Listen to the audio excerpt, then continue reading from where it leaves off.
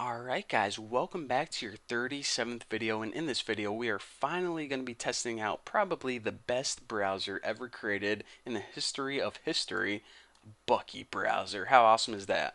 So go ahead and run your program, and hopefully if we don't got any errors. Alright, it's looking good so far. It actually ran. So it says enter a URL host. So make sure that you just don't enter, like you can, like in Google Chrome, you can just go ahead and type google.com. But this one, since it's a little more sophisticated, you need to enter the full URL. So http google.com, hit enter, and oh my god, I'm going to go ahead and expand this window because, this is just too good. So once we go to google.com, type that in the address bar, check it out. Google now displays. Now, since this is, I was kind of exaggerating when I said best browser ever, this is actually a very simple browser. The main programming only took like 50 lines of code. So of course we aren't going to get all the cool features. A lot of images aren't going to display, and a lot of, links might not be underlined or properly formatted. But the point is, it does indeed work, and it is doing its job. Even though it might not be HTML5 compatible, the browser is indeed working. So now let's just go ahead and test out one more page to prove to you guys that it actually works. HTTP the new boston.org, probably the best web page ever. And now check it out. Oh yeah, this web page, of course, like I said, since this web page is built in, HTML5 and CSS3, a lot of the cool features aren't going to be, all there. But the cool thing is that this web browser is a working web browser, even though it's probably the crappiest one ever built. Bucky browser is now, ready for the market.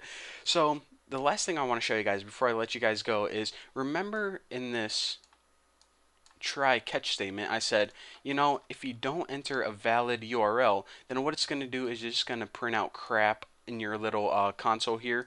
Let me go ahead and show you guys right now. So if you go to like well, actually, if you don't even include the full URL and you just try to go to something like youtube.com and press enter, you see how it didn't go to youtube.com and instead it outputted crap right there?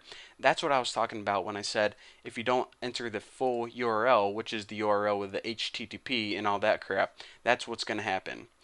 So again, guys, check it out. Sit back, pat yourself on the back. You now made a web browser in Java, even though it was really simple. And well, even though it was really simple, we did learn about a lot about networking, learn a lot about, hyperlink listeners, and a bunch of good stuff. So just to give you guys a preview of what's coming up, if you are like a super pro in Java networking, you probably look at these last two applications where the first one was like a very simple demonstration of beginning networking, and the second one is like a really crappy web browser. You guys are going to look at this and be like, you know what? These weren't even really networking apps, because networking in Java has to do with like sockets and streams and all that good stuff.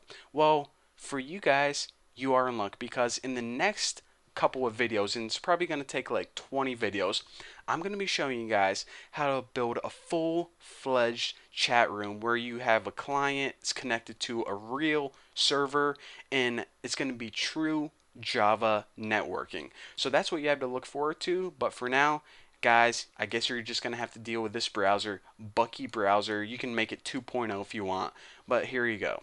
So anyways, thank you guys for watching. Don't forget to subscribe, and guys, in the next videos, I'll be seeing you making a chat room.